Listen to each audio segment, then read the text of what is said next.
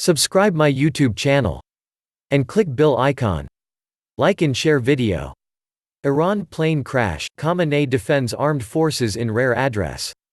Iran's supreme leader Ayatollah Ali Khamenei has defended the country's armed forces after it admitted shooting down a passenger plane by mistake. He said the Revolutionary Guard, the elite unit responsible for the disaster, maintained the security of Iran. Widespread protests and criticism from abroad have put growing pressure on Iran over its handling of the incident. But the Ayatollah tried to rally support as he led Friday prayers in Tehran for the first time since 2012. The Ukraine International Airlines Boeing 737-800 was traveling to Kiev from Tehran on 8 January when it crashed shortly after takeoff. All 176 passengers on board, including nationals from Iran, Canada, Sweden and the UK, were killed.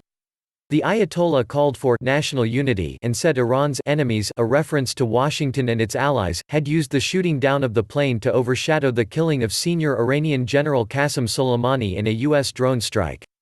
"Our enemies were as happy about the plane crash as we were sad," he said.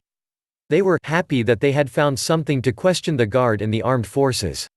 The Iranian authorities initially denied responsibility but, after international pressure mounted, the Revolutionary Guard admitted that the plane had been mistaken for a cruise missile during heightened tensions with the U.S. Hours before it was shot down, and in response to the killing of Soleimani, Iranian missiles targeted two airbases in Iraq that housed U.S. forces. Washington initially said no U.S. troops had been injured, but it later reported that 11 people had been treated for concussion after they showed symptoms days after the missile strikes. What else did the Ayatollah say? Ayatollah Khamenei, 80, addressed the nation from the Mosalla Mosque in the capital. The last time he did so was in 2012 on the 33rd anniversary of the country's Islamic Revolution.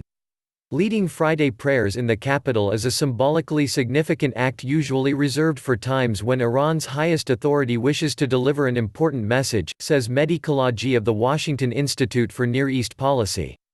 Historically, Iranian leaders have left this task to loyal clerics with strong oratorical skills, he adds.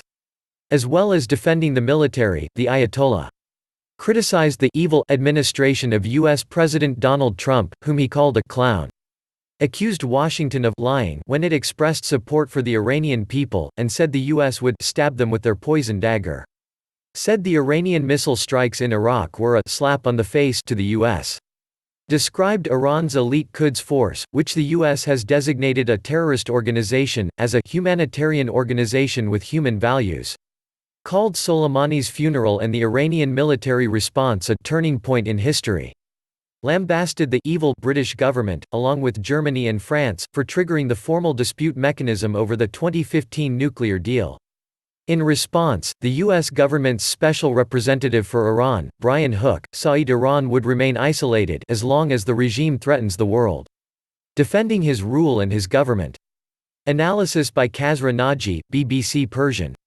This sermon was an effort from Iran's supreme leader, who has come under heavy criticism in recent days, to defend his rule.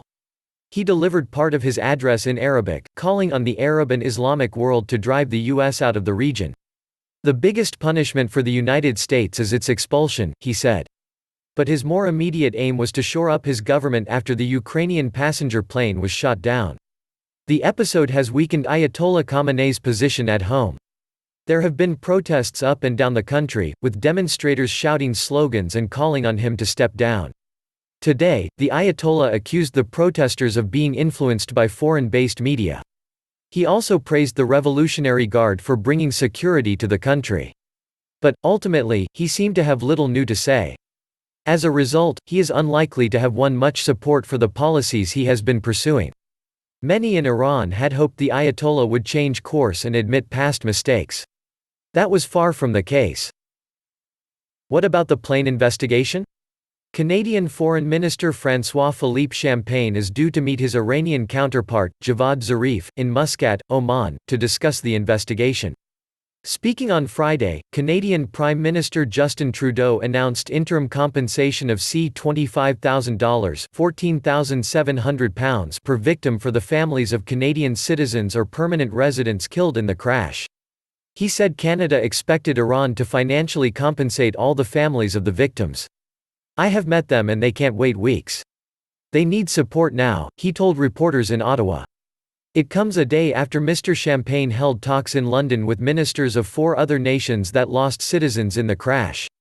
Speaking on behalf of the group, he said on Thursday, "We are here to pursue closure, accountability, transparency and justice for the victims, Ukrainian, Swedish, Afghan, British, Canadian as well as Iranian, through a full, complete and transparent international investigation."